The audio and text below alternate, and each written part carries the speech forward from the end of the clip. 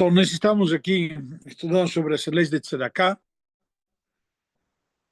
e, de acordo com Maimônides, então surge a Halachá, você faz a colheita do dinheiro de Tzedakah e a distribuição do mesmo. Então, diz o Rama, estabelece que cada cidade que tem lá Yehudim, já tem uma comunidade, entre aspas, que se organiza, estruturada, etc., eles devem os tesoureiros da Tzedakah, que nós chamaríamos, que são, e eles devem ser Anashim Yeduim, pessoas conhecidas, pessoas idôneas, que nós temos justamente na comunidade, e eles têm que ser confiáveis, e que eles vão e têm a responsabilidade de ir e pedir tzedakah dentro do povo de véspera de Shabbat a véspera de Shabbat. Por quê? Porque as pessoas vão ter como suprir as necessidades para o Shabbat. Já você tem a obrigação de dar que eles possam fazer o Shabbat deles com dignidade. Então, na prática, se organizava já de véspera de Shabbat para véspera de Shabbat, e de cada um e um cobravam, por assim dizer, aquilo que ele tem condições, que eles analisam que ele tem condições, e é isso que já está feito uma avaliação. Então, alguém te olha e diz, olha, Carlos, você pode dar tanto, então toda semana a gente vai vir buscar de você semanalmente esse valor. E aí distribuem esse dinheiro de véspera de Shabbat para véspera de Shabbat e se dão para cada pobre como chamam, os mantimentos que são necessários para 7 dias já. Então, e isso que é chamado, na verdade, originariamente, Kupat Tzedakah.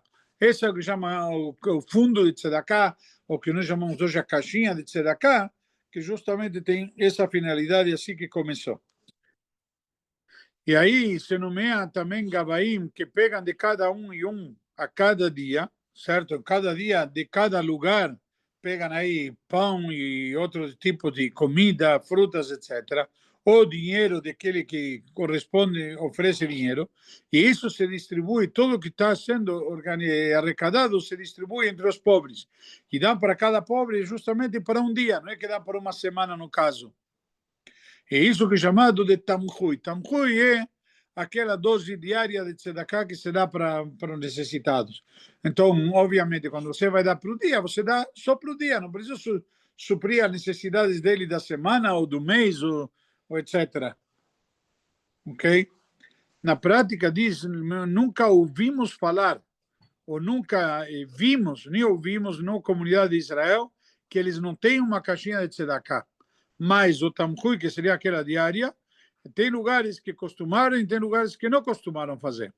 E o costume habitual hoje em dia que tenham os administradores desse fundo de tzedakah, que todos os dias pedem e distribuem em cada véspera de Shabbat. Já todo dia vão arrecadando e cada véspera de Shabbat distribuem. Por isso que você vai ver, tem sinagogas que os pobres, entre aspas, vão na véspera de Shabbat. Tem lugar onde eles têm o hábito já, como falamos esses dias, estão profissionalizados, eles vão cada vez que tem um bar mitzvah, um brit milá, eles, não sei como, mas eles ficam sabendo e simplesmente eles aparecem lá na porta e aproveitam pedir tzedakah.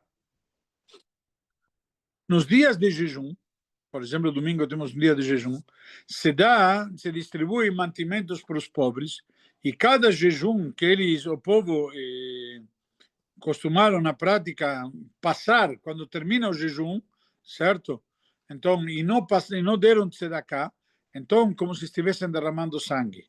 Porque sobre ele está escrito tzedek yalim ba beata meratzchim, que são o tzedek, eles estão fazendo a justiça, estão fazendo dormir nela, e depois de agora são meratzchim, são assassinos. Porque um dia de jejum a pessoa tem uma necessidade, quando termina o jejum tem uma necessidade maior de comer. Normalmente a pessoa precisa se alimentar, todo dia se alimenta, mas quando depois de um jejum tem uma necessidade maior.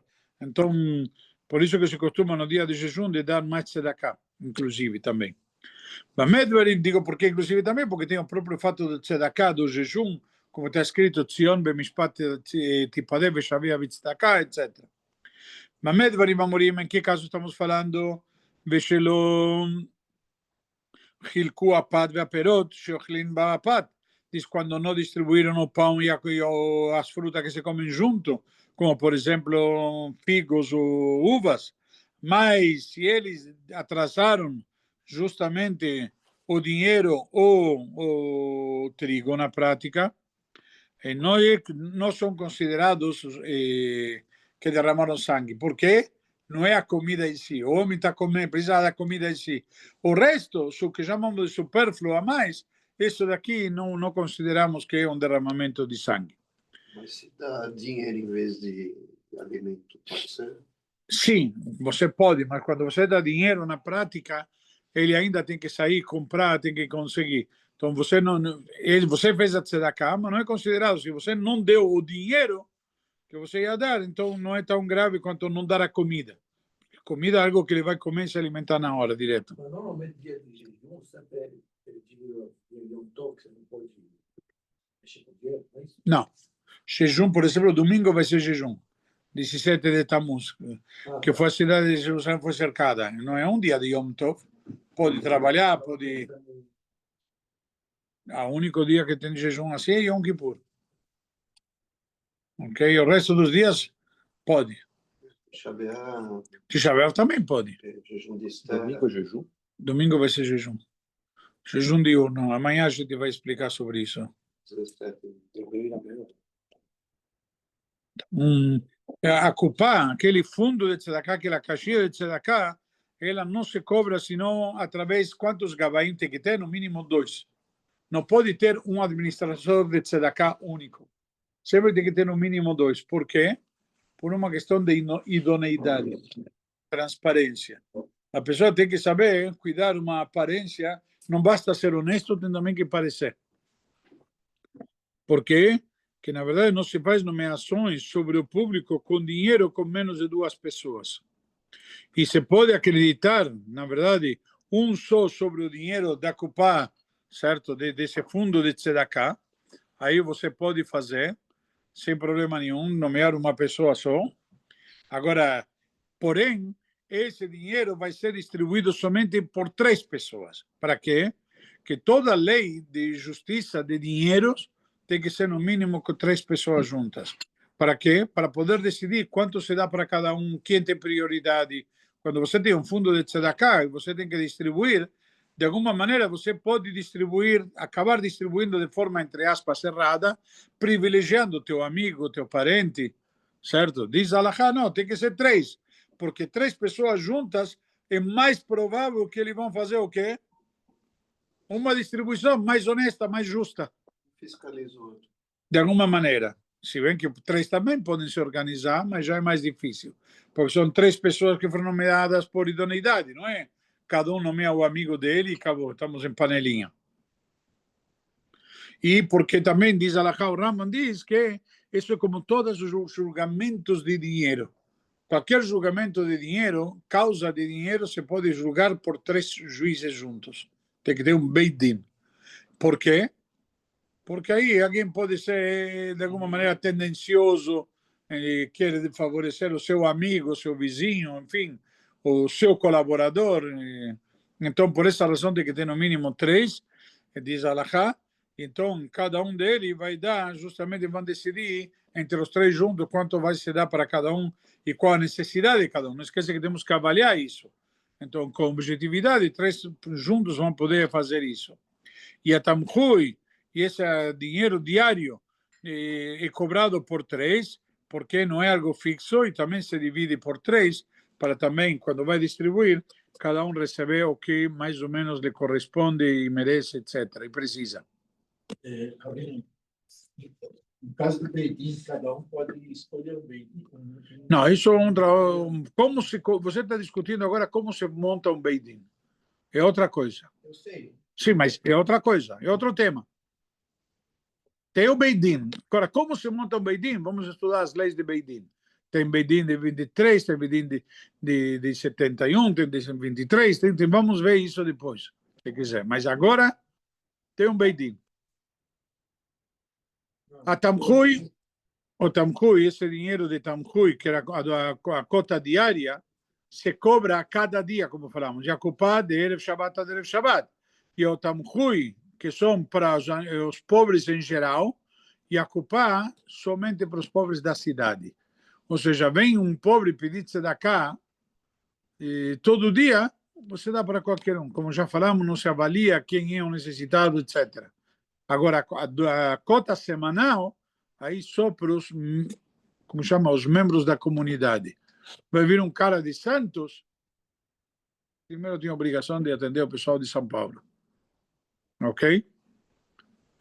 Tem uma possibilidade dos membros de uma comunidade de fazer uma kupá, tamchui ou tamchui kupá, ou seja, fazer desse fundo semanal um fundo diário, ou fundo diário, fundo semanal. Já eles têm a possibilidade de determinar como utilizam o dinheiro na prática que se arrecada e mudá-lo a todo que eles decidirem de acordo com que as necessidades comunitárias. Mesmo que eles não estabeleceram isso na hora que captaram o dinheiro. Por quê? Na hora da captação, eu te digo, olha, me dá dinheiro para esta finalidade. E depois eu quero mudar a finalidade. Eu, teoricamente, não posso mudar de forma aleatória ou arbitrária.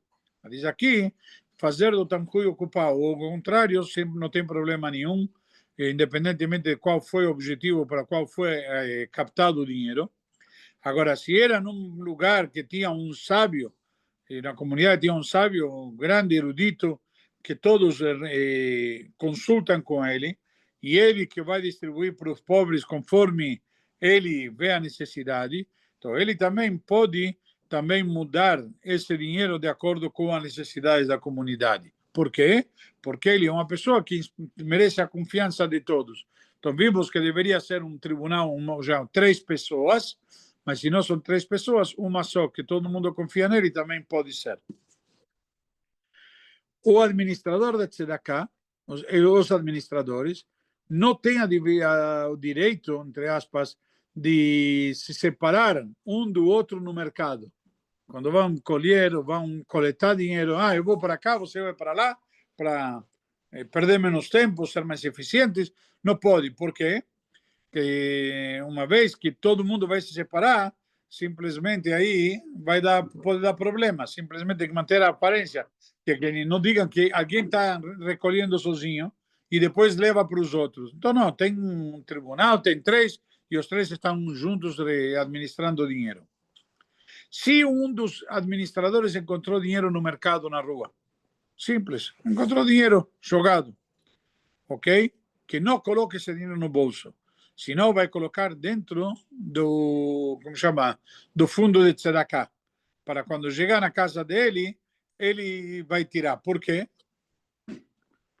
Mesmo que ele pode encontrar e pegar para si, porque vão poder pensar que ele está guardando dinheiro de tzedakah, está num lugar público, pega dinheiro público, volta no bolso, vai dizer, tá vendo? O cara já está, como chama, desviando dinheiro. Então, como falamos antes, não basta ser honesto, tem que parecer honesto também. Uma vez me contaram uma história muito bonita. Veio o presidente da sinagoga reclamar com o rabino. Rabino, estão falando que pega mal, tua filha solteira de 12 anos, tua filhinha, está grávida. O rabino fala, me desculpa, como você pode pensar uma coisa? Olha, rabino, estão falando isso, está pegando mal. O rabino fala, me desculpa, mas você me conhece minha família. Rabino, te conheço, mas o pessoal está falando tudo isso e está pegando mal, eu tenho obrigação de te comentar. O rabino fala, mas você me conhece, eu só tenho filhos homens. Família, rabino, o que você tem é uma coisa, o que estão falando é outra. Está pegando mal.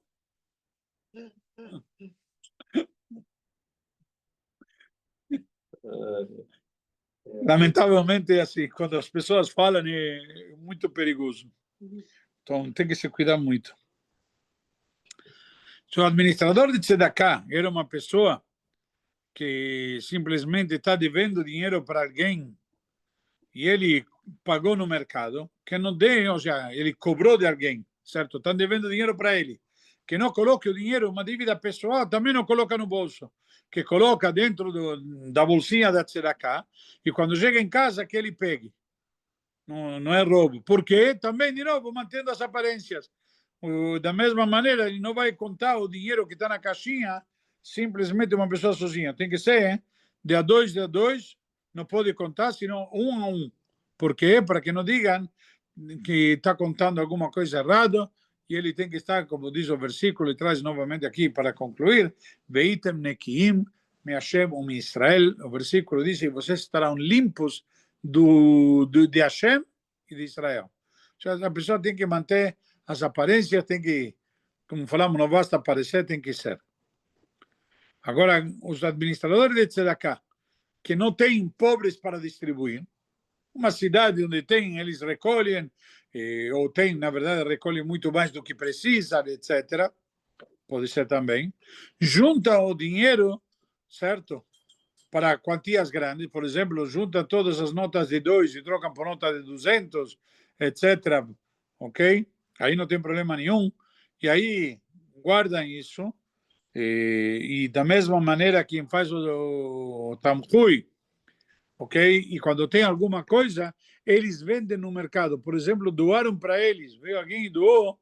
Estou te doando, sei lá, pão. Estou te doando água para dar para os pobres. Ele, tá bom, quanto vale a água? Vamos dizer, R$2. Ele não pode pegar essa água para si e pagar os R$2. Ele tem que vender no mercado. Por quê? Por uma questão de transparência, para vender no valor certo. Para que não digam que ele, eventualmente, não possam dizer que ele pagou abaixo do valor de mercado, que ele se beneficiou disto. Da mesma maneira, não se faz o cálculo de Tzedakah com os administradores de Tzedakah e também o Ekdesh, que é consagrado para Deus, com os administradores. Como está escrito, Achlo yechashev itam akesef anitan al yadam ki beemunah em osim. Não tem que pedir para eles retirar a prestação de contas, uma vez que eles também estão fazendo isso com fé, com confiança, se dedicando a Hashem. Então, simplesmente, a pessoa deve confiar que eles estão fazendo a coisa certa, certo? Não se pede, o que você fez com aquele dinheiro que eu te dei? Você nomeou 3 administradores confiáveis, agora confia até o final. Se eles querem prestar contas, não tem problema nenhum. Mas não se pede prestação de contas. Agora, aqui ele estava num país, 30 dias, ou seja, ele veio aqui de Israel e ele está aqui 30 dias ou mais. Se obriga ele a doar tzedakah para comprar o fundo que tem na cidade. Ah, mas eu sou estrangeiro, eu sou de Israel. Não, agora que você está aqui 30 dias, você passa a ter obrigações com a comunidade local também. Não é simplesmente dizer só de lá. 30 dias, então você também é de aqui. Menos de 30 dias, ele pode estar isento. Posso fazer uma pergunta? Não. Então, deixa eu terminar. Então, se ele sentou, como falamos, 3 meses, aí ele tem que também dar para a copa diária, para o fundo diário. E se ele ficou 6 meses, aí tem que dar tzedakah com roupas e tudo, já é com todas as obrigações do local. E se ele ficou 9 meses, ele tem que dar tzedakah também para enterrar um falecido da cidade. Porque até 9 meses, se estão fazendo uma colheita que precisa de dinheiro para pagar o enterro de alguém e não tem dinheiro, ele pode dizer, olha, não sou daqui, não tenho obrigação de participar dessa mitzvah. Ok? Agora sim pode perguntar. Esqueceu. Não, esqueci. Não, eu recebo minha aposentadoria aqui. E aí eu mando dinheiro para Israel. Eu calculo uma C aqui, calculo uma C em Israel. Eu vou te responder daqui a pouco. Vamos e chegamos, se não te respondo no final do show. Então, aquele que tem comida para 2 refeições, ele não pode pegar daquela copa diária. Se tem, vamos dizer que você faz 3 refeições ao dia, 4 refeições ao dia, não interessa. Se você já tem 2, você não pode pegar desse fundo diário. Agora, se ele tinha, por exemplo, o valor de 14 refeições, certo? Não pode pegar da copa semanal, porque seria o equivalente a 2 por dia. E se ele tinha 200 zuz, que era uma moeda que tinha na época, mesmo que ele não comercializa com eles, ou que ele tinha, por exemplo, 50 moedas, 50 zuz, e ele trabalha com isso, o seu capital de giro, não pode pegar nem sequer leket shechá IPA, ou maserani, não pode pegar daqueles doações que a Torá dá, que está no campo na hora da colheita. E se ele tinha um pouco menos de 200, tinha 199, por exemplo, mesmo que ele tinha 1.000 pessoas dando para ele ao mesmo tempo, ele pode pegar. Uma vez que ele tem menos desse valor, ele pode pegar desse fundo. Agora, se ele tinha dinheiro consigo, e ele, esse dinheiro, ele na prática está devendo, certo? Ele está devendo dinheiro, então diz aqui a Alahá que eles estavam cobrando dele, por exemplo, para a Ktubá da esposa, ele pode pegar. Por exemplo, se ele tem dinheiro, mas tem as 200 zuz, mas 200 zuz, por exemplo, é o dinheiro que vale a Ktubá da esposa, o mínimo, certo? Se ele tem que dar esse dinheiro, ele vai ficar sem nada. Então aí ele pode pegar. Ah, mas você tem, mas não é dele, ele está devendo, é como se fosse um fiat depositário, esse dinheiro não é dele. Está claro? E um pobre que precisou pegar de tzedakah, e ele tem utensílios, tem casa, tem propriedades, tem bens, como a gente diria, mesmo que ele tenha utensílios de prata e de ouro, não obrigamos ele a vendê-los e seus bens, é só que ele pode pegar de tzedakah. Você não vai dizer, vende e não pega tzedakah, ok? E a mitzvah dá para ele. Em que caso estamos falando? Quando ele tem utensílios que são para se vestir, para se cobrir ou para comer. Tem roupas, etc. Isso não vamos pedir para vender. Mas se ele tem utensílios de objetos de prata, de ouro, etc., como por exemplo de uma menorá, certo? Ou qualquer outro objeto decorativo, ele pode vender, deve vendê-los, e mesmo que pegue menos do valor, isso então é melhor do que pedir tzedakah. Daí que surge também o penhor. De que caso estamos falando? Antes que ele venha pedir do povo. Mas depois de que já pediu tzedakah, obrigamos ele a vender e que pegue coisas menores. Por exemplo, tem que ter uma menorá. Ok. Se tem uma menorá na tua casa bonita, grande, de ouro maciço. Isso tem um valor. Certo? Sabe quanto vale uma menorá de ouro? O peso do ouro. R$600 por grama. R$600 por grama, estamos falando de R$600.000 o quilo. Então, R$600.000 de ouro, talvez uma menorá. Ok? Então, ele tem uma menorá. Sabe o quê? Vende a menorá que vale R$600.000, não pede tzedakah, e com esse dinheiro pode comprar uma menorá de R$1.000. Ok? Então, um dono de casa, que ele estava indo de cidade em cidade, e acabou o dinheiro dele, e não tem o que comer agora. Por exemplo, ele é uma pessoa, um comerciante, ou qualquer situação que ele está em outro país, está, como chama, está de turista, e acabou o dinheiro dele, e não tem o que comer, ele pode pegar do dinheiro que corresponde aos pobres e se valer da tzedakah. Por quê? Porque nesse momento é necessitado. E quando chegue na sua casa, diz não obrigado a devolver, porque naquela hora ele era pobre. Se ele devolver, é um ato de nobreza, mas não é obrigado, porque na hora que ele pegou, ele era necessitado. Então, aqui se assemelha a isso, a um homem que era pobre, diz o Rambam, isso é interessante, e enriqueceu, ganhou a loteria, ganhou uma herança. Agora, ele viveu sustentado pela comunidade durante anos. Ele tem que devolver o dinheiro que recebeu? Não, quando ele recebeu, ele era pobre. Ele ganhou um dinheiro, tem obrigação de dar tzedakah a partir de agora. Essa é a diferença. Mas não é proporcional ao que ele... Não tem nada a ver, é proporcional ao que ele ganhou. Ao que ele ganhou. A obrigação de dar agora é proporcional ao que ele tem. Ao que foi no passado, por exemplo, vamos dar um exemplo prático. Ele ganhou uma herança hoje em dia, vamos dizer, R$100.000.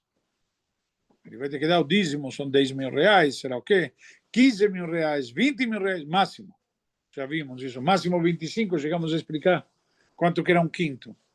Máximo. Ok, mas ele já consumiu, que foi sustentado durante todos os anos, muito mais do que 100.000. Não faz mal. Ele não tem obrigação de repor o caixa. porque quando ele recebeu, lhe correspondia. Ok? Aquela pessoa que tem campos, propriedades, etc., casas, se ele vendeu eles agora, na época de chuvas, ele vende mais barato. E se ele segurou eles até que chega a época de verão, vai poder vender no valor real, certo? Um campo na época de chuvas vale menos, ele é depreciado. Então dizem, não obrigamos ele a vender agora, deixamos ele, damos para ele tzedakah agora, como corresponde para o pobre, e ele não precisa ser forçado a vender abaixo do valor de mercado. Ok?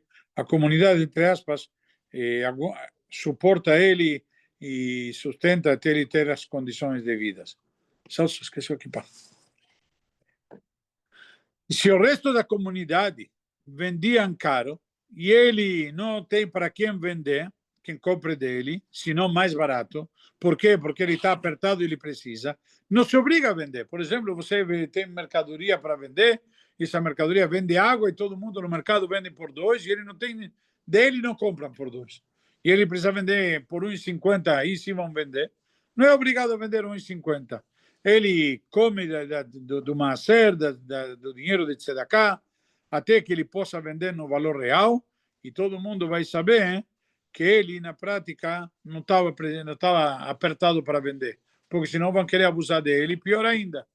Se ele dá uma declaração, preciso vender, então nunca vai faltar alguém que vai pagar menos ainda, e o cara que já está, como chama, que nem a bituca, não foi suficiente que jogaram, ainda pisa nela.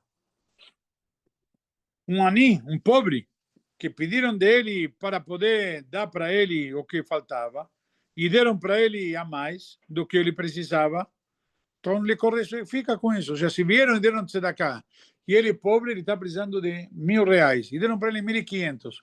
Ele tem que devolver os 500 ou não? Não precisa. E, da mesma maneira, o que sobrou dos pobres para os pobres, e o que sobrou do dinheiro de resgate para resgate de prisioneiros, para resgate de prisioneiros, e o que sobrou que de qualquer outra causa fica, na verdade, para essa causa. E o que sobrou dos falecidos para os falecidos, e da mesma maneira, o que sobrou do morto é para os seus herdeiros. Certo? Se se deu dinheiro para enterrar mortos, se enterra mortos, e o que sobrou para outros mortos. Agora, se deu para esse morto, o que sobrou, quem são os herdeiros dele? Os seus herdeiros. O sea, quem vai se beneficiar do restante? Por último, vamos terminar aqui esse capítulo.